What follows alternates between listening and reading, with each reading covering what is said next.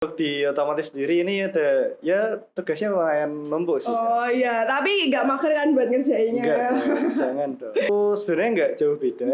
Cuman karena sekarang jadi teknik otomotif, jadi kita mempelajari keduanya kan. Kita tetap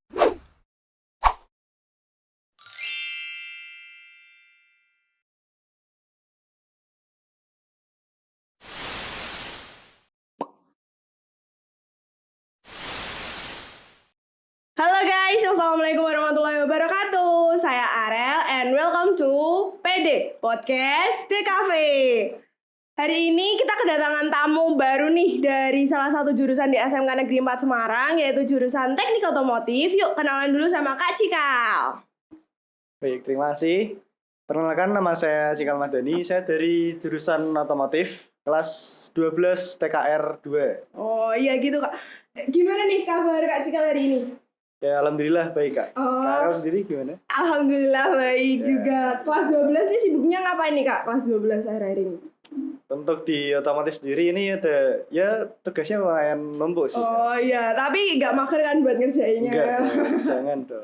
Iya, terus Kak Cikal ini kalau aku lihat-lihat nih mesti ikut organisasi. Ikut organisasi apa sih Kak? Saya ikut tambalan pramuka gitu di SMK. Itu ambalan tuh kesibukannya ngapain aja sih Kak? Kita ada banyak kegiatan sih, Kak. Ada kegiatan rutin juga di mingguan, bulanan, bahkan ada proker tahunan juga. Setahun sekali kegiatan, dan itu banyak sih, Kak. Oh, berarti sibuk nih ya. Kan Ya, orang sibuk juga begitulah. nih ya. Terus gimana sih Kak? Ini Kak Cikal sendiri kan jurusannya otomotif. Ya. Gimana tuh cara bagi waktu antara jurusan sama ambalannya gimana sih Kak? Untuk membagi waktu ya, ini kan di sekolah kita juga sudah jadwal dari mulai jam 7 sampai setengah 4 sore. Itu ya kita fokuskan untuk sekolah aja. Nanti di luar waktu sekolah kita baru fokus ke ekstrakurikuler dan organisasi seperti itu. Jadi ya walaupun kita ikut organisasi tetap ingat sekolah lah. Jangan Jadi dilupain. udah terjadwal gitu ya Kak? Ya, harus terjadwal. Terus kok bisa sih Kak Cikal tuh tertarik di bidang otomotif itu karena hobi atau emang tuntutan orang tua atau gimana sih Kak? Bukan sih, Kak. Itu gini ya, dulu kan waktu pandemi nih online kita sering lihat-lihat di video-video di YouTube gitu kan. Itu saya juga mulai tertarik otomotif dari itu. Saya juga sering lihat-lihat video tentang mobil, motor, otomotif gitu lah. Berarti ini juga pengaruh dari media sosial gitu Iya, ya Kak karena benar. tertariknya.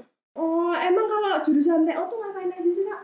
Di otomotif kita belajar terutama di mobil sih, Kak. Kalau untuk kelas saya, jurusan saya itu terutama di bagian mobil, kendaraan ringan seperti itu. Berarti bener-benerin mobil dan lain sebagainya Ya, gitu ya benar, Kak. betul. Oh, kalau setauku nih ya Kak di SMK Negeri 4 Semarang itu dulunya kan ada TKRO dan TBSM. Iya, benar. Nah itu sekarang dengar-dengar diganti jadi jurusan otomotif, teknik Iya. otomotif itu Iya. perbedaannya apa sih Kak?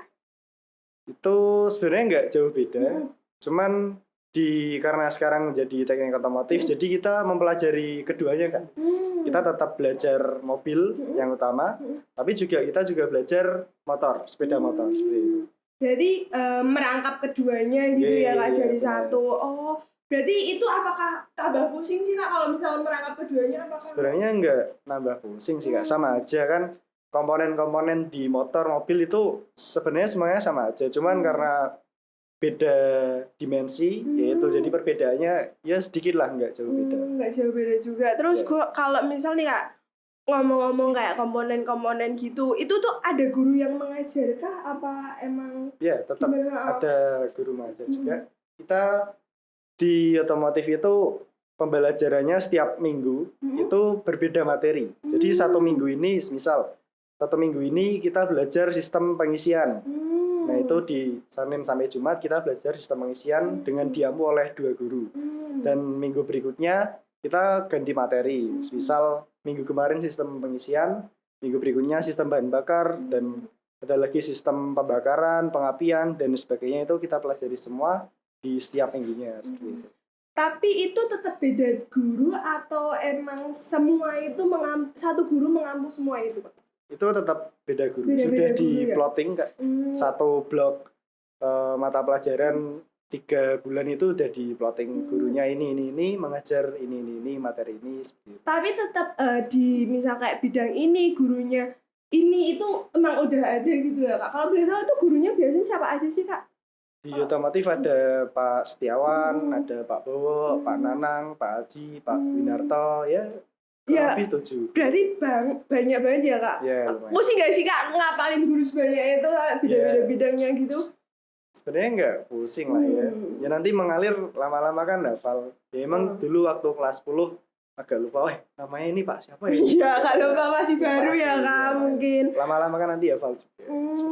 Tapi kalau di SMK Negeri 4 Semarang nih Kak, fasilitas yang diberikan di teknik otomotif itu apa aja sih Kak? Apakah itu cuman bengkel dan lain sebagainya, apa masih ada lagi? Kita ada di pembelajaran, kita ada dua.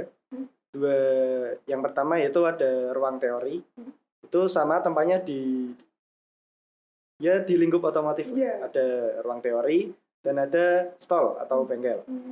Di saat pembelajaran kita biasanya Senin, Selasa, Rabu itu belajar teori terlebih dahulu di ruang teori. Dan selanjutnya Kamis Jumat kita belajar praktek di bengkel. Berarti kalau ruang teori itu maksudnya kayak kelas gitu ya Pak? Ya, ada papan tulis dan lain sebagainya. Ya benar. Kalau misal buat peralatan apa aja sih Kak yang dibutuhin di bengkel TO itu apa aja sih? Kalau misal buat teori apakah tang dan lain sebagainya apa itu? Untuk teori kan biasanya ada penyebutan dipaparkan komponen-komponen suatu sistemnya itu ada. Kita punya yang sudah terlepas juga. Jadi nggak perlu ngambil dari mobil gitu kan. Jadi udah ada barangnya, nanti tinggal diperhatikan ini. Seperti contohnya busi. Ini busi seperti ini. Kita ukur yang bagian ini seperti itu. Oh, berarti tetap ada contoh lepasannya gitu ya Pak. Terus kalau di TO ini kan setahu kayak yang Kak Cikal bilang tadi kan di mobil benerin mobil dan lain sebagainya itu tetap ada APD-nya apa emang lepasan atau gimana? Ya tetap harus menggunakan APD sih kan. Kita ada wear pack yang warnanya biru-biru itu. Oh biru, berarti TO itu biru ya. Kita biru dan ada APAR juga untuk mengantisipasi apabila ada hal-hal yang tidak diinginkan. Berarti tetap istilahnya safety gitu ya tetap harus safety.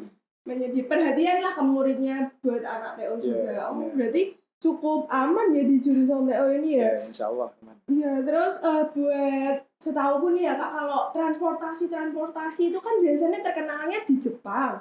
Terus buat surat kayak instruksi itu biasanya pakai bahasa Jepang apa pakai bahasa Indonesia sih Kak?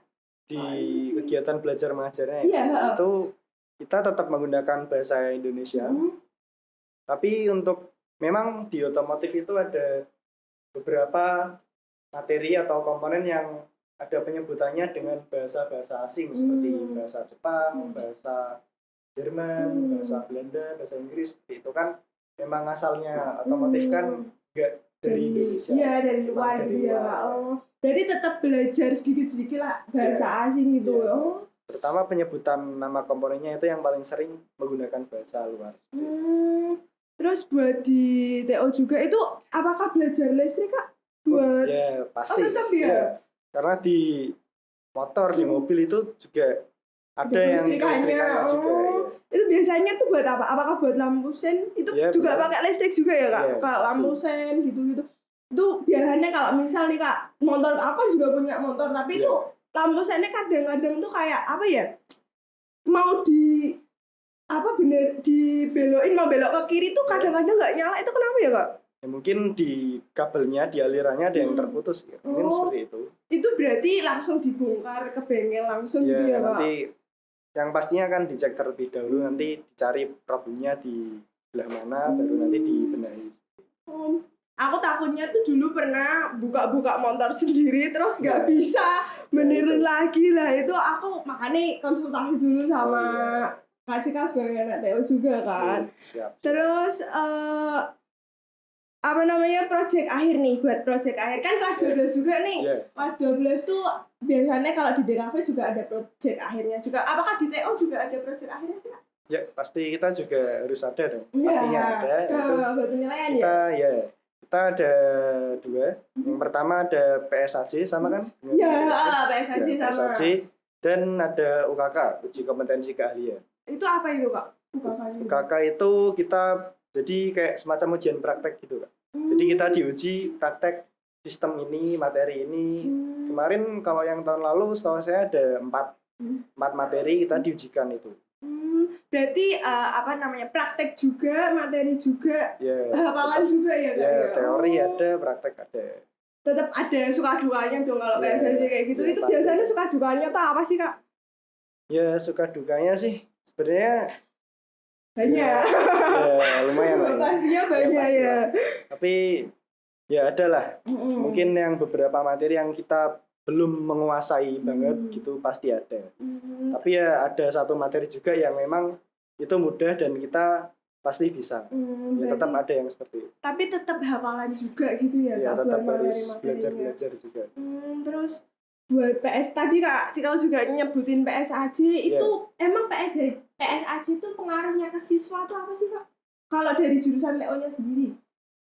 Untuk PSAJ sangat berpengaruh sih ya karena kita itu dituntut untuk membuat materi, membuat proposal itu kan secara tidak langsung kita juga mempelajari materi-materi seperti bahasa Indonesia dan lain-lain, cara membuat proposal, cara membuat PowerPoint itu kan juga kita dituntut untuk menguasai materi yang akan kita presentasikan gitu ya. Dan kita juga dalam presentasi itu kan pastinya juga harus berani, harus lancar, pede ngomongnya, gitu ya, benar, Kak. seperti itu. Berarti juga ngelatih soft skill-nya juga, itu ngelatih lumayan. penghafalan di TO-nya juga. Oh, berarti apa namanya juga cukup berpengaruh buat kedepannya sangat sendiri ya. berpengaruh sih menurut saya. Oke,